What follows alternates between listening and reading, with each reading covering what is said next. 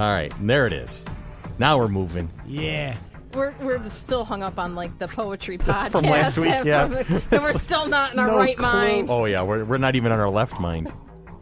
Hi, gang. Hi, Chris. Hi. How are we?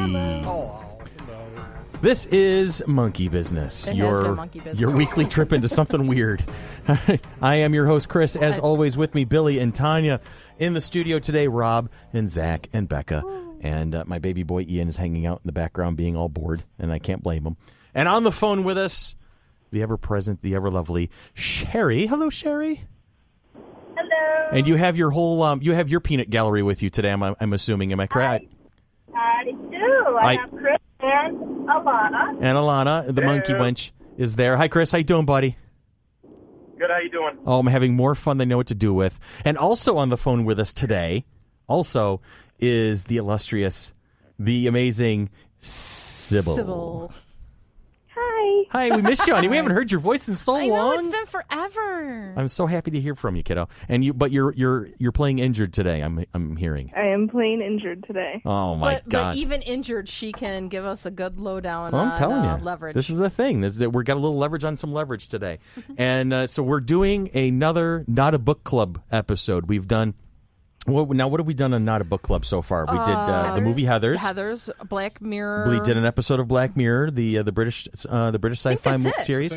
This is our third one. And this is our third one. We're gonna take a dip into Leverage. The Timothy Hutton starring vehicle that has been out. Is it done? Yes, are they it's making done. any It more? was 2008 to 2012. Okay, 2008 to 2012. 5 seasons. Now, the basic premise is, in essence, is the bad guys turn good guys.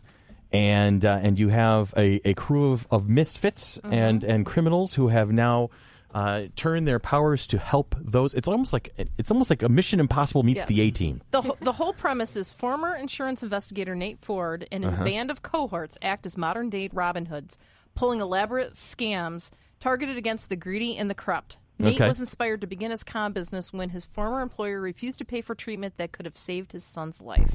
All right, and then so that's where that whole kind of thing spirals from there. Now, on the panel today, who's been watching this show regularly? I see Tanya raises her hand, and Becca kind of sort of. Then Sybil and Sherry, you guys are. Yeah. Now, Okay. Sherry, was this your idea? That this podcast? My idea. Now, So- first, I want to say, thanks for giving me another show I got to binge watch. He's got to be a completist. So. And second, thanks for giving me another show I got to binge watch. It was really fun. The 2 episodes I had to watch, I loved. But where I'm going to fit this in, I don't know. But wow, Yeah. I really enjoyed it. Yeah. Like I didn't like. I don't know if I stayed away from it because of the You thought it title, was and I thought it was be- going to be some business procedural, The Good Wife. Or Right. I don't know what I thought it was going to be, but it wasn't that, and I really liked it. So. The hallmark of a good show is not so much the story, but the characters and how they interact with each other. And there's a lot of fun chemistry between Oh my God! There's the lots crew. of chemistry between them. Yeah. And the funny thing is, last Friday on my way to work, my wife was dropping me off, and I asked her, "Have you ever watched a show called Leverage?" I hadn't watched it yet. And I wanted to get a vibe from her, what it was, or if she liked it or what. And she goes, "I'm not sure." So when she got home, she checked and said, "Yeah, I have watched it. I don't think I liked it that much. I thought it was okay." And so when I looked at Netflix, she actually watched 51 episodes. How do you say you thought it was? You watched 51 episodes of the damn thing. That's and there's funny. only 77. Yeah. So she's watched most of it. 2/3 of it. So That's when funny. she watched it with me, she got a new appreciation for how much I was enjoying it. And I know her; she was like half watching it while she worked or something. Yeah. So. So everybody brings their a certain thing to the table. You have Timothy Hutton's Nathan Ford, who is the mastermind. Yes. And then Gina-Bellman plays Sophie Devereaux, the grifter. The actress. And it's funny how in the early episodes they basically make fun of her when she's on stage or in front of a movie camera. She's horrible. And Timothy Hutton's In the character cons. he would always say that's not her stage. And then the moment she goes into a con, and then all of a sudden she's this brilliant thing, and that's her stage. Christian-Kane plays the hitter, Elliot Spencer. This is the guy who's just basically the thug. He's good at beating people down. He's a great thug. Beth-riesgraf playing the maniacal cat burglar Parker. I mean, talk about unhinged characters. Oh, I love her. Parker I know, is hilarious. She's like my favorite character. Yeah, Aldis-Hodge is Alec Hardison, the hacker. So you have the hacker, the cat burglar, the grifter, the hitter, and the mastermind, and that's your team. That's your leverage team.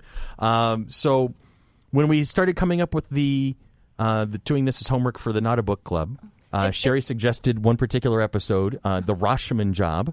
And this all stemmed from which series would we rewatch or not? Okay, that was the conversation. Conversation that we had so many podcasts ago, and we were talking about X-Files and things like that. And then Sybil jumped on. She's like, "Oh, I love rewatching Leverage," and I'm like, "Oh my god, I love that series." And then so everybody was talking Leverage. I've already watched it like 2 or 3 times. So, but yeah. I think I'm on my 6th rewatch of the entire season. Wow, Woo-hoo! 6. It actually reminds me a little bit of a TV show that only had 2 seasons. Only the first season I thought was really excellent. But if you ever come across Human Target. Okay, yeah. Human Target. No, I really liked it. Who was in that one? What was that guy's Was that name? recent? Yeah, about 5, 6, 7 years ago. I don't remember the main guy's name. Jackie Earle Haley, who played Rorschach in The Watchmen, and way back in the day was Kelly Leak in the original Bad News Bears. Okay, was in it. And as soon as we hear it, we're gonna. God, I gotta look it up now. Mark Valley. Mark Valley played Christopher Chance. Yes, Shea McBride. Shea McBride played his. Winston. Winston. Yep.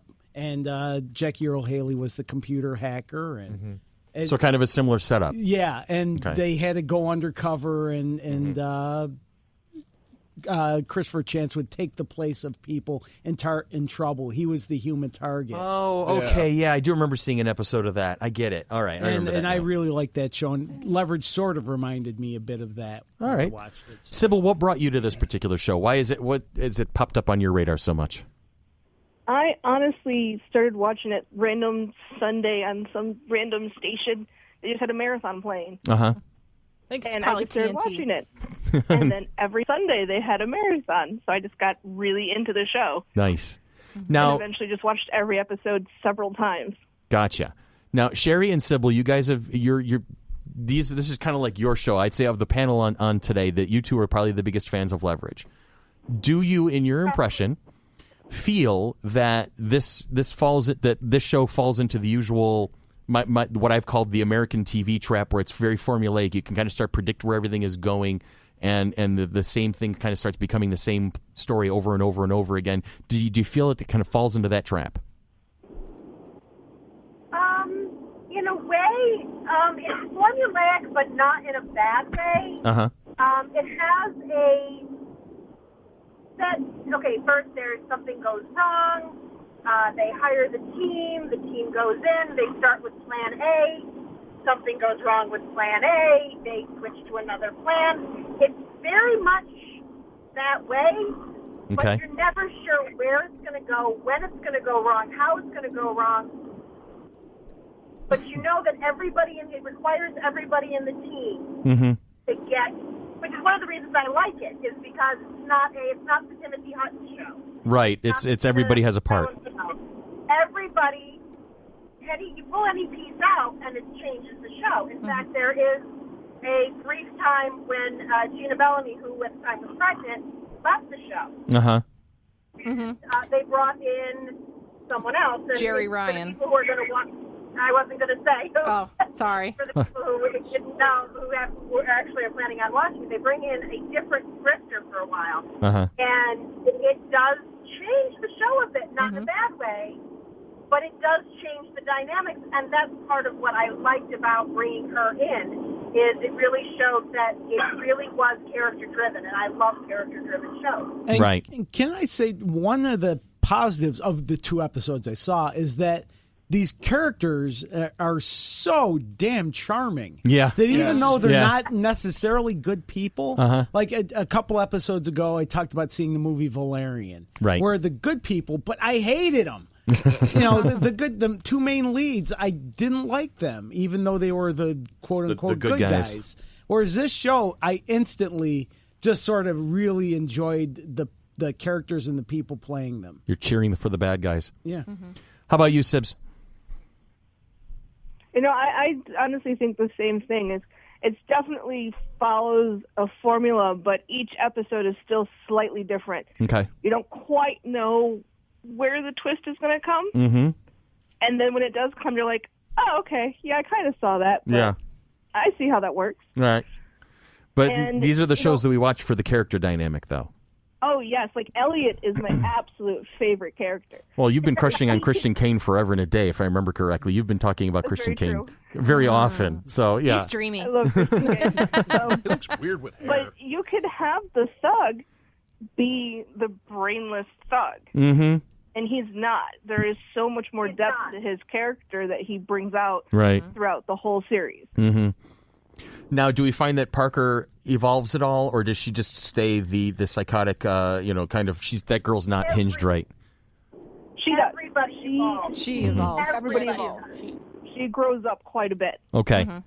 Because I've only seen 2 episodes so far. I watched the very first episode, the pilot, and then I watched the Roshomon Job, because that's the one we talked about for today. So, and so I saw those 2 episodes, and I'm like, I love her. She's awesome, but damn. She is a stick of dynamite with the fuse lit. Yeah, you got to watch. You got to watch the series to see how she There's evolves an and episode changes. where you work with her mentor. Okay. That episode is where you really see her grow up. Okay. Mm-hmm. Now, I'll ask, who plays the mentor? Do we know? Oh, I forget his name. Richard Chamberlain. Oh, really? Nice.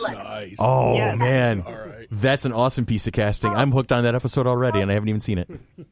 There are so many great cameos. Mark Shepard's in it. We already mentioned Jerry Ryan. Right. Will Wheaton. Just all over the place. Will Wheaton is in Yeah. Leverage? Will Wheaton's character is hilarious. Oh, man. He's the He's another hacker. And he's a hacker, and he goes so funny. against Hardison. Yeah. Him and Hardison are like They're button heads. They're like, Isn't he the one with like the orange crush or something? yeah, something like that. Yes. All right. That's cool. All right. So let's talk about the Roshomon Job, which I think is great because some of the things that we've said already kind of lead into what we're going to talk about. And like with the Roshomon Job, I think it's a great episode because it takes place in the 3rd season. I think it's like episode 10 or 11. I can't remember exactly. Episode 11. And actually, episode 11. I have a question. Yes. Now, like you, Chris, I watched the pilot and then watched episode 11 of season 3. Right. At some point before that episode, did they take a break and sort of reintroduce the characters again? Because in Roshomon Job, you see sort of the first time they all met and didn't know it. Yeah. Oh, that because that And happened. they sort of it was almost like they were reestablishing the characters again for people who maybe would jump on after a break in the series. I was kind of having that same feeling too, so I'm going to leave that to our experts who have watched more of the show. Do you feel like I'm not sure that that's what they were doing. What I think that they were doing is it was a way of showing how far these characters had come. By going back to who they were before they got together, before they started working together, they were able to show that they really have changed in so many ways and are now entirely different people. Right. So now I have to really watch it 3 seasons to see how they've changed. Yeah. I saw the first episode in that one, so they were basically the same people.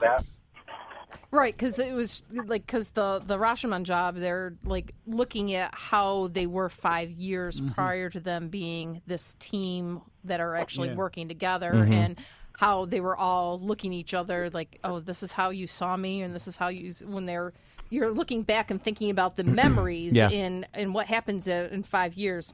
Things change. I'm like Sophie Devereaux. They're like, and their perceptions of each other. Yes. So let me for the listeners who may not be familiar with it, the basic premise of the Roshomon Job episode is that they're all at their usual hangout at the beginning of the episode, the bar, at the bar, and something is being covered on TV where they're talking about this an artifact had been stolen, and they're all arguing about.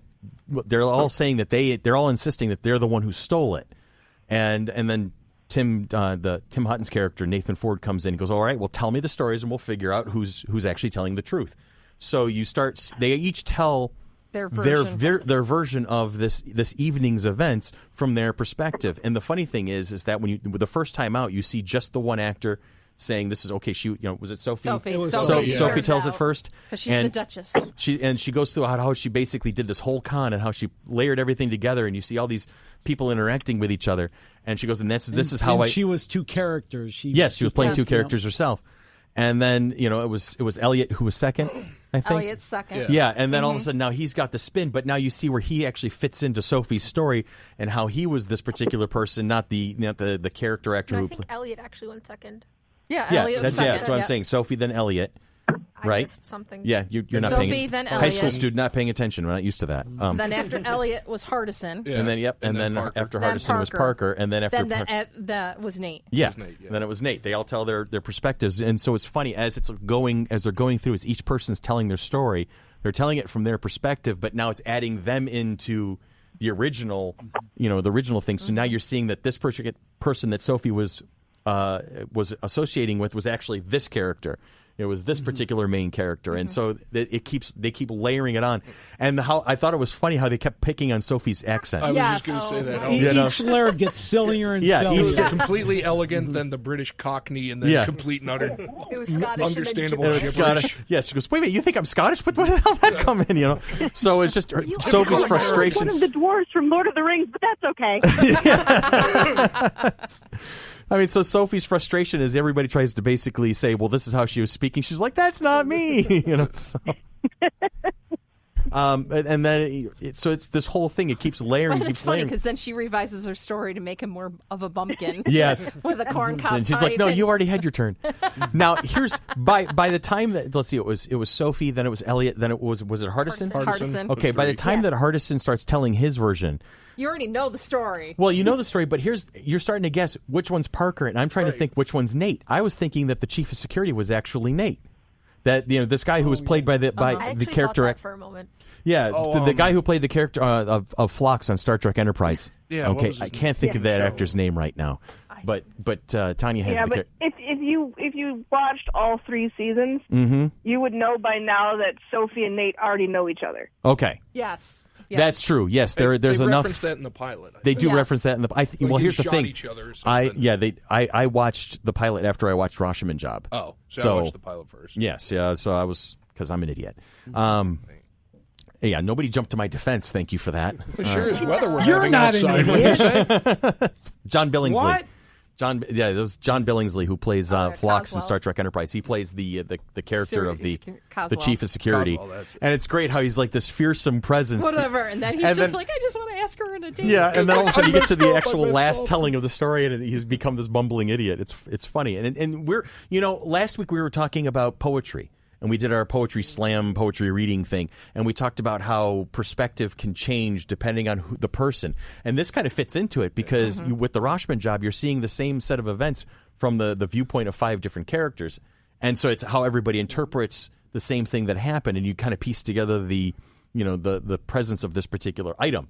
So that was just me making observations. So anyway, carrying on. Yeah, instead of watching the pilot, I went back and watched the Kurosawa film. Okay, Yes. The what? the It was Kurosawa. based on the Kurosawa movie Roshomon. Yeah, Roshomon. I see. Very nice. All right, so where are we going now? Sybil, where are we going from here at this point on this conversation? Help me out here, because I'm not nearly as smart as I think I am. True. Stop. Did we lose Sybil? No, just moving. Oh, and moving with pain. I'm sorry. Sybil had a brief conversation with some rocks during a rafting expedition. Ooh. Yeah, just very brief, very sudden. I think Sybil won, but it was a Pyrrhic victory. So, you okay, hon? Yeah, I'm good. All right. The great thing about the Roshomon Job episode is it really shows each person that they do need everybody else. Okay. Yeah, and so it's kind of a reminder of how the team came together, that they were all soloists, but now they are a functioning single unit, and they need each other. All right. Where are we going? Sherry, what about you? Have you had any additional thoughts to add so far to this? Well, one of the reasons why I love this particular episode, and this episode that you guys allowed me to pick which episode for us to do for this, is that, as was already mentioned, this is based on an Akira Kurosawa film called Roshomon, which is one of my all-time favorite films. Okay. And right up there with what a lot of Rosencrantz and people- Guildenstern are I'm dead. sorry. What? One of your favorite films, right up there with Rosencrantz and Guildenstern are dead. Absolutely. See, I pay attention. So one of the things that I love about this, and it's something that that Alana, when I watched the episode for the second or third time with her, that she picked up, and it's something that I always loved about the movie, is you go into it thinking that Nate's version, because he is outside of the events, is the most real. You think his version of Cosmo's got to be right, because why would he have any other version of it? Right. They were all afraid of Cosmo, so of course, to them, he's this big, strong, scary guy, fearsome creature. But what does Nate care? Yeah. Except for as they're going through, they keep commenting that, he might even be smarter than Nate. Yeah. And every time they flash over to Timothy Hutton, and he's got this look like, what do you mean? So in his version, he's a complete bumbling idiot. Yeah. Well, I think the constant references to him being... Go ahead. I love this idea that everything that everyone's seeing, everything they're relaying is through their own lenses. Mm-hmm. Mm-hmm. That Sophie's seeing it through the lens of a grifter. Mm-hmm. And Parker's seeing it through the lens of a thief, and Hardison's seeing it through the lens of a hacker, and Elliot as a hitter. But Nate has his own lens also. Mm-hmm. And where you understand is that truth is so subjective. And that's what the whole episode, to me, really shows, is that nobody has the whole picture. Right. Nobody has the whole story. And even when they get together all their stories, because it's all through their own lenses, we still don't have the same story. That's poetry and right I there. find that just fascinating.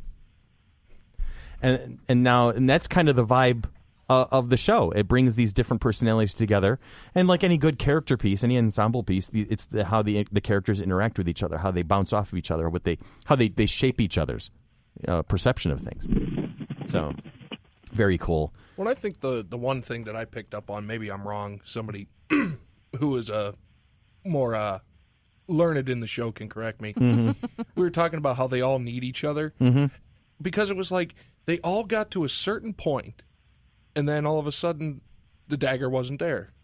Like, Devereaux, she gets back to England, opens up the crate.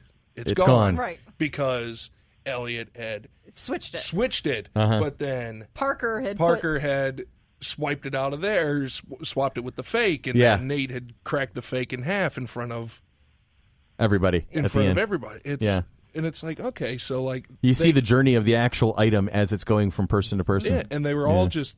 They're that one little piece. They're all very highly skilled, but each of them has that one little piece that makes it a whole thing that works. Mm-hmm. That's cool.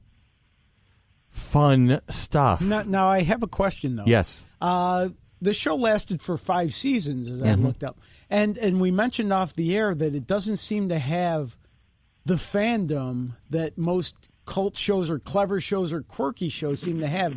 Most shows like this seem to find an audience that's fervent and online message groups and fan clubs. And, Firefly was on for 1 year, and it's like it's the biggest show in the history of nerddom. Right. How come this show is so hard to find like a rabid group of fans of? All right. Sherry and Sybil, have you guys got any insight on that? I have no idea.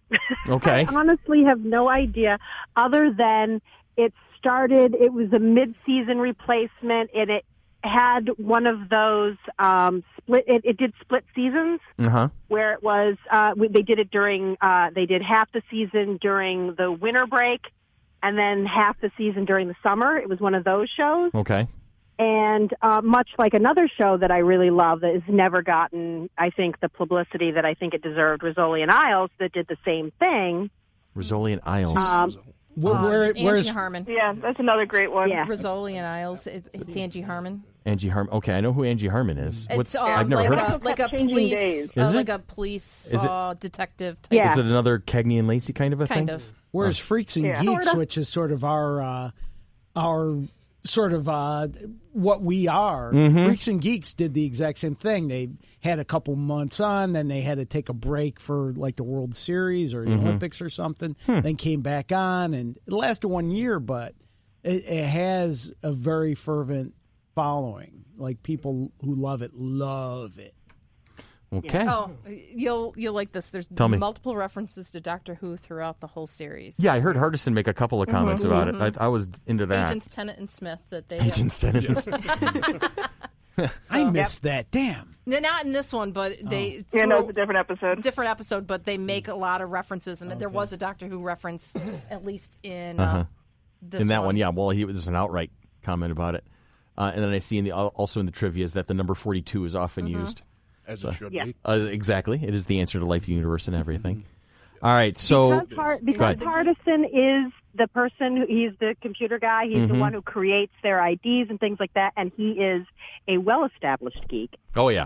It's often, there's a lot of geeky references in their personas. Okay.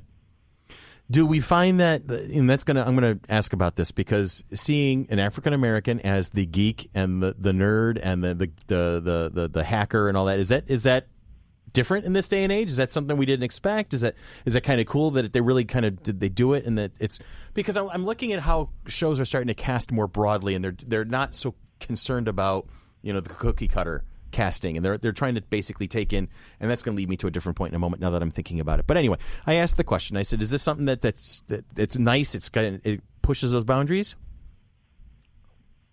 I don't know if it pushes boundaries as like, well, we're going to take the stereotypical character and do this. Maybe it's just they auditioned a bunch of people. He was just maybe the best one. And I think that's kind of the point I'm shooting for is it's nice to see that they're not going for a particular look. Right. And I think it was just he was the best character. I don't know if there was any, maybe I'm wrong, but I don't know if there was any racial motivation behind it, to diversify the cast, as it were. I worry about American TV. I really do. It's, I mean, I've been watching a couple of shows that have been produced either by BBC or Canada.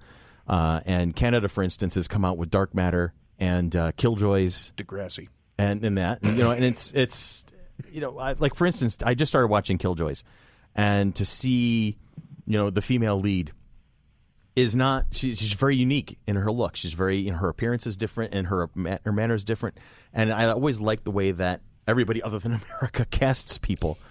That's the thing. It's like I don't know why, but they always say you have to look a specific way for a specific character. And I think, especially in this day and age, it doesn't really matter anymore. Yeah, and so my social commentary wandering off. I think of that because I actually watched Earth Girls Are Easy recently again. And then I'm a blonde. Yeah. And the part, what was the line again? Duck Magnum? And we don't have that. And I don't want to see that. I want to see different stuff. Whoever's, if the person's good in the role, let them be in it. Yeah. Exactly.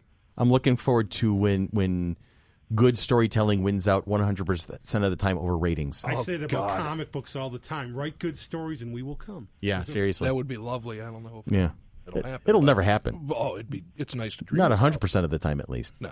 So we like Leverage, though. We're all into Leverage. I mean, Ian and I watched Roshomon Job, and then we watched the pilot, and then we just started from the pilot. We just let Netflix go ahead and start playing it. We went. How many episodes did we go in? Like 3 or 4?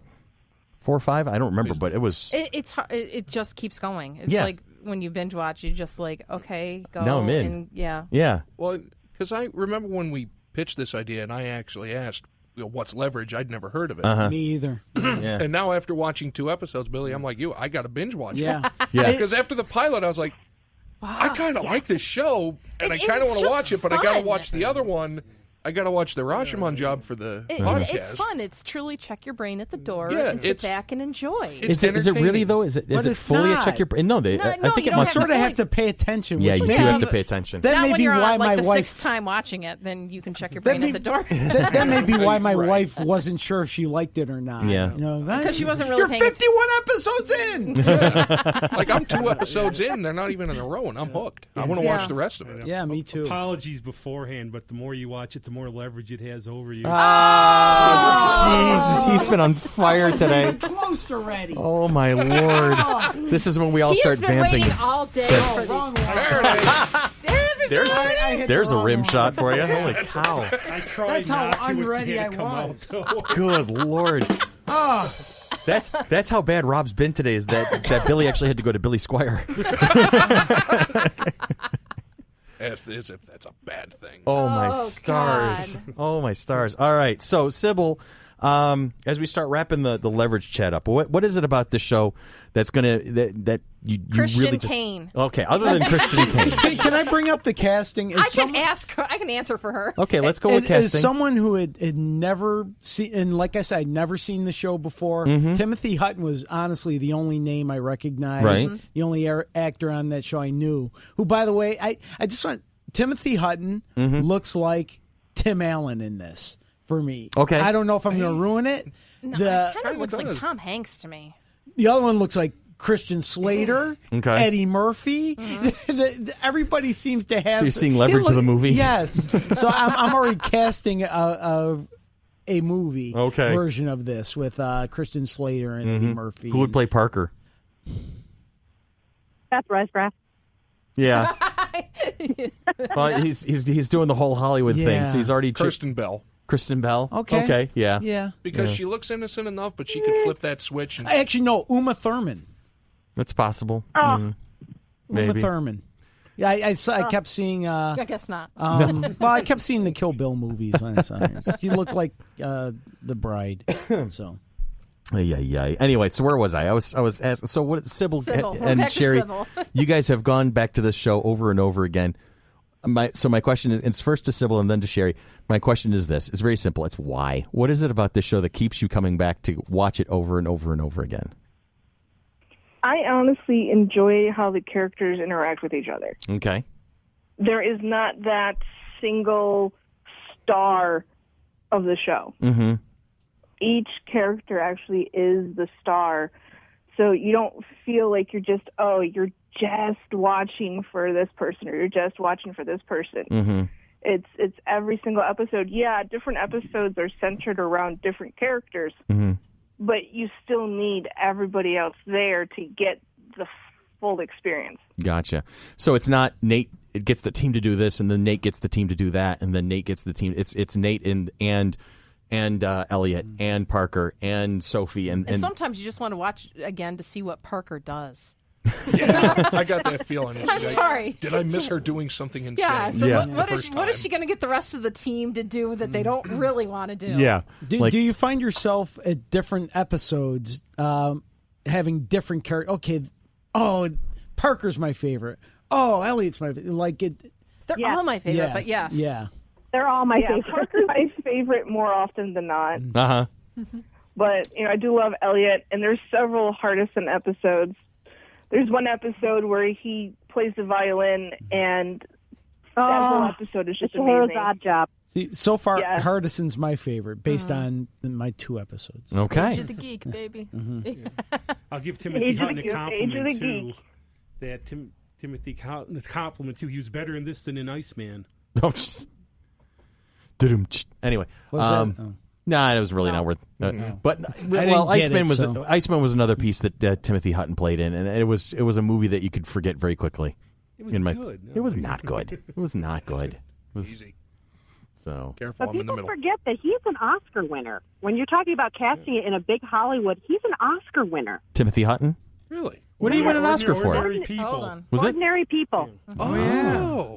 I had forgotten about that. Long time ago. He's amazing. He's an amazing actor. I like him very much. Some bad roles, but he's an amazing actor. He always comes across as he is. He's always one step ahead of something. Falcon and the Snowman. That was a good movie. That was a good movie. Yeah, that was. I remember that one. He was in Taps too, I think. Wasn't he? Yes, he was. Yeah. Yes, everybody was in Taps. I remember when I was in grade school when that one came out. You were in Taps? Yeah, it was amazing. One of the junior students. He's working on a new TV series called Jack Ryan. Oh, the Lee Child books? Or no, that's Jack Reacher, sorry. Yeah. Yeah, Jack Ryan. Clancy, This is like Jack Ryan, he's playing something called Singer. Okay. That's interesting that they're going to do a Jack Ryan TV series. Interesting. That has a 50-50 shot. All right. So what else do we want to say about Leverage before we wrap this one up? So the thing that keeps me coming back to it is a couple of things. Thank you. One of them is that while all the show, except for like a couple of 2-parters, all the shows are self-contained. Okay. Which is nice because you can watch it and then you can walk away and you can watch it again. You don't have to keep watching. But things have consequences. Mm-hmm. Okay. With a lot of shows that do a bunch of one-offs, okay, there's like, okay, this happened in this episode, and then you never hear about it again. Okay, so everything that happens has consequences, and it will be brought up later. It will come back and bite them in the ass when they least expect it. See, that's what I liked about Fringe. Good and bad. Babylon 5, too. Yeah, Babylon 5 and Fringe. Lines can come back. There is like one of my absolute favorite Parker lines. Okay. There, like in one episode, she says something, and it has a certain meaning, and then a season later, she brings that up to let Hardison know that what they talked about in the previous craving season. Pretzels. Yes, pretzels. Was it what? What was the line? I'm in the mood for pretzels. I'm in the mood for pretzels. It will make sense when you see the episode. Okay. I'm all in. But, I mean, these things have consequences. These characters, they change in such a way that it makes sense. Mm-hmm. Very cool to know. So things don't come out of the blue. When they do things, it's because something's happened in a previous episode. And even Parker even says at one point, we agreed. We all changed together. Mm-hmm. Well, now I'm looking forward to really getting into this show. I kind of want to. I'm ready to binge. Yep, I'm ready to binge some Leverage now. Thanks. I'm going back. I put it arms. back on my list. So. Yeah, great. Got to binge that and Killjoys and Black Mirror and and yeah. All right, what do we want to do on our next Not a Book Club? I'm not sure. Ian, you got your hand up. What do you want? Yeah. What do you want to suggest? What's that? Warehouse 13. Warehouse 13. Oh, that's a good one. Okay, so our next.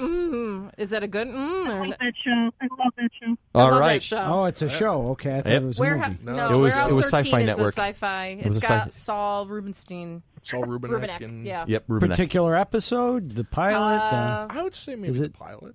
Let me. Yeah, I got to start with the pilot. We'll start with the Yeah, pilot. yeah, So you don't we'll start with Not a the Book Club, the pilot of Warehouse 13, and the next time we do the Not a Book Club sessions. All right? Good? Beautiful. Yes. Warehouse 13 is like a cross between Eureka and the X-Files. Yes. Well, actually, it's a think with a spin-off touch of of the Eureka because they librarians cross for me. over on a couple of occasions. There's a couple of times where do. They're in Eureka the same characters universe. pop up in Yeah. Warehouse 13 and vice versa, where you're introduced to Allison Scagliotti. Anyway, God bless it. Chris in his one-track mind. Hello. Okay. Is it on Netflix? Is it easy I'm not to sure. find? No, No? it's not. Uh-oh. It used to be. It used to be. That's how Maybe I got. Amazon? Maybe Amazon. Amazon Prime? I Maybe. guess we'll find it. We'll figure that out. So, and if we need to, then we'll do something else too. So, we'll but right now, tentatively we'll put Warehouse 13 on the radar of future Not a Book Club episodes. All right, that's cool. That's awesome. Thank you guys for participating as always. Sybil, always lovely to hear your voice. I haven't heard it in ages. We have to fix that. I miss my baby sister. Yes. All right, so you and I have to have a proper catch up soon. And so for Sybil and Sherry, ever the great contribution. And for Rob, and for Zach, for Becca, for Tanya, for Billy, and myself, I am Chris. Wow, we had a lot of people on today. We did. This has been Monkey Business, a product of the Mighty Monkey Corporation, producers and purveyors of the Flower City Comic-Con. Coming at you with the Mini-Con, September 23rd and 24th at the Grease Ridge Center Mall. And then again, the big show, FC3, coming at you June 9th and 10th of 2018. Like us, love us, follow us on Facebook, and we will see you next week.